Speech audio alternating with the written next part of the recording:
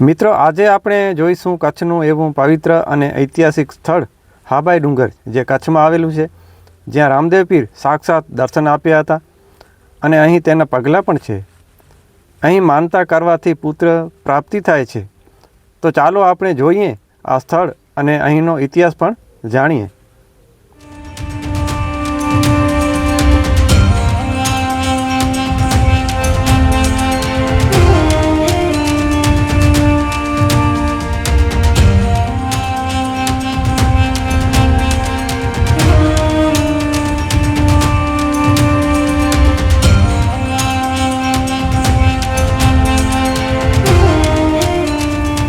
નમસ્કાર મિત્રો, હું છું કિશોર વાઘેલા. આપ સૌનું હાર્દિક સ્વાગત કરું છું આપણા નવા વિડીયોમાં. તો મિત્રો, આજે આપણે આવે છીએ હાબાઈ, ને હાબાઈ ડુંગર ઉપર આપણે હાલ અડધે સુધી ચડી આવી છીએ ગાડીથી. અને અહીંયા કને નીચે જગ્યા છે અને રામદેવ પીરનું મંદિર છે ઉપર આપણે હાબાઈ ડુંગર ઉપર. તો આપણે ચડીશું ઉપર. અહીંયા નીચે પછી આપણે રિટર્નમાં જોઈ લઈશું. હાલ આપણે અહીંયા પહોંચ્યા છીએ. તો આપણે પહેલાં ગયા હતા ધ્રંગ, અને ધ્રંગ આપણે મેકંગ દાદાના સમાધિના દર્શન કરીને ત્યાં આપણે આજે મેળો હતો મહાશિવરાત્રિના પર્વે, તે પણ આપણે જોયો. અને અહીંયા કને સામે જગ્યા આવેલ છે.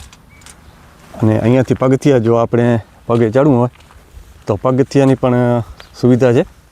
અહીંયાથી આપણે પગથિયાથી સામે ઉપર મંદિર દેખાય છે રામદેવ પીરનું, અહીંયાથી પણ ચડી શકાય. અને સાથે સાથે અહીંયા આપણે ગાડીથી જવું હોય તો પણ રસ્તો છે ચડવાનો. તો આપણે ગાડીથી ચડશું ઉપર અને ત્યાંથી જોઈશું. ઉપરનો વ્યૂ પણ બહુ સુંદર દેખાશે. સામે બાજુ રણ દેખાય છે અહીંયાથી.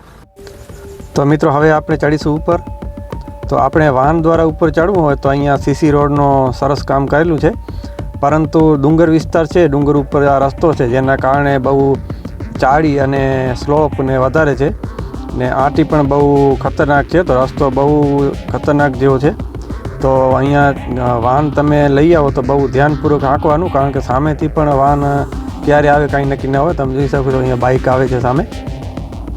તો રસ્તો બહુ ખતરનાક છે. તો બહુ સાવચેતીથી તમારો મન ભાર ચાલે તો જ વાહન ઉપર લઈ જવું, નહીં તો નીચે રાખીને તમે પગથિયા દ્વારા પણ ઉપર ચડી શકો છો. તો જોઈ શકો છો તમે, હજી આગળ તમને જોવા મળશે રસ્તો કેટલો ડેન્જર છે તે. છતાં આપણે આસ્તે આસ્તે ઉપર ચડીશું. અને હા મિત્રો, આપણે જે અહીંયાથી રોડથી અંદર જે કાચો રસ્તો છે ત્યાંથી આપણે આવ્યા તો લગભગ 3-4 કિલોમીટર અંદર હશે હાબાઈ ડુંગર. તે રસ્તો પણ હાલમાં બહુ જેસીબીથી સુધારીને સારો એવો કરવામાં આવ્યો છે, જેથી આપણે વાહનવાળાને કોઈને તકલીફ ન પડે. હવે આપણે લગભગ ઉપર ચડવા જ આવ્યા છીએ. અહીંયા મેન જો આ ખતરનાક બહુ આંટી છે અહીંયા કને, એકદમ એલ આકારની છે. તો સામે આ છેલ્લી ચાળી છે લગભગ. હવે આપણે ઉપર ચડી જશું અહીંયાથી.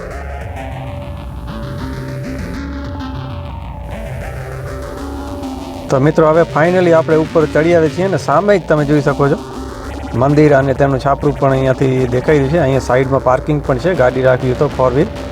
તો આપણે હજી આગળ જોઈશું ત્યાં પાર્કિંગ કેવી છે. તો અહીંયા જોઈ શકો તમે બાઇક પણ, ઘણા માણસો અહીંયા કને આપણને બાઇકોને જોવા મળી રહી છે ઉપર. અને આ પોઈન્ટ આપણે જોઈશું કે અહીંયા પણ પાર્કિંગ છે ગાડી રાખવા માટે. તો મિત્રો, હાલે આપણે ઉપર ચડી આવ્યા છીએ અને રસ્તો બહુ ખતરનાક છે અહીંયા.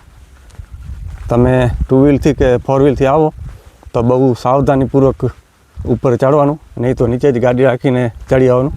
અહીંયાથી જોઈ શકો તમે, બહુ ઢલાણવાળો રસ્તો છે. અને દૂર દૂર આ બાજુ ડુંગર વિસ્તાર જોવા મળી રહ્યા છે ચારે બાજુ. સામે મંદિર છે.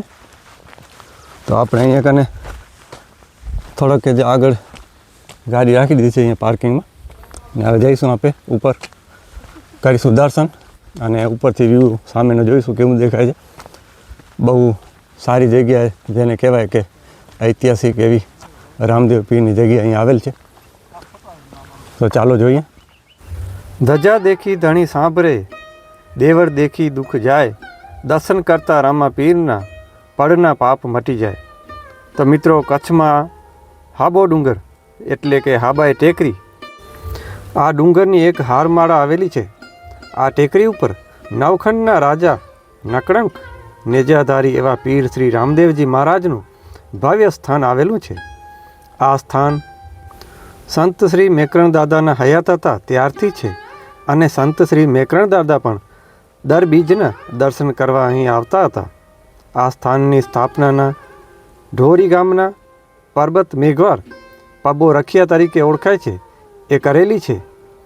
તો મિત્રો હવે આપણે જાણીશું હાબાઈ ડુંગર ઉપર આવેલું રામદેવ પીરનું મંદિર કેવી રીતના થયું તેનો ઇતિહાસ. તો મિત્રો વર્ષો પહેલાં એક સમયની વાત છે જ્યારે અહીંના જે આજુબાજુના ગામડા સુમરાસર, જુરા, અધોવ, હોડકો, પાલનપર અને ઢોરી આ બધા ગામના રખિયાઓનું સંઘ કચ્છથી રામદેવરા રણુજા રાજસ્થાન પગપાળા યાત્રાએ જવા માટે નીકળ્યા હતા. તેમાં ઢોરી ગામના પબા રખિયા પણ જવાની તૈયારી કરી, પણ પબા રખિયાને આંખે તકલીફ હતી અને પગે કપાસ્યા હતા અને શરીરે તાવ હોવા છતાં હઠ પકડી કે મારે રણુજા ધામ જવું છે. આખો સંઘ પબા રખિયાને વિનંતી કરે છે કે બાપા તમે રોકાઈ જાઓ, ન ચાલો, તમારી તબિયત બરાબર નથી. આમ કહીને આખું સંઘ જય બાબેરી કહી અને જાજા જોહાર કરીને પગપાળા યાત્રાએ હાલતા થયા. પણ બન્યું એવું કે મધરાત્રે પબા રખિયા ઊંઘમાંથી જાગી ગયા અને ઢોરી ગામથી એકલા પગપાળા ચાલતા થયા. અંધારામાં કશું જ દેખાય નહીં, બસ એક જ રામાપીરનું રટણ કરતાં કરતાં રણની વાટના બદલે ડુંગરોની વાટમાં જઈ પહોંચ્યા. તે દિવસે વળી ચૈત્રી બીજની દિવેલની રાત્રિ હતી અને ઉગતી થાવર બીજના દિવસે પબા રખિયો હાબાઈ ટેકરી ઉપરથી પડી જાય છે. ત્યારે જ રાણુજાના રાજા રામદેવ પીર પબા રખિયાને ડુંગર પરથી પડતો ઝીલી લીધો અને દર્શન આપ્યા. પબા રખિયાની અંગપીડા દૂર થઈ ગઈ અને અલખ ધણી શ્રી રામદેવ પીર પબા રખિયાને વરદાન આપ્યું, પબા ભગત તમારી યાત્રા સંપૂર્ણ થઈ છે, હવે આ જગ્યા તમે પૂજા કરજો, તમારા હાથે દુખિયાનું દુઃખ દૂર થશે અને વાંજિયાને ઘરે પુત્ર થશે, મનની માનેલી બધી મુરાદ પૂરી થશે. આમ વરદાન આપીને રામદેવ પીર અંતર ધ્યાન થયા અને તે જગ્યાએ રામદેવ પીરના પગલાં કંકુ, ચોખા, સોપારી અને શ્રીફળ સાથે ધજા પણ ફરકવા લાગી.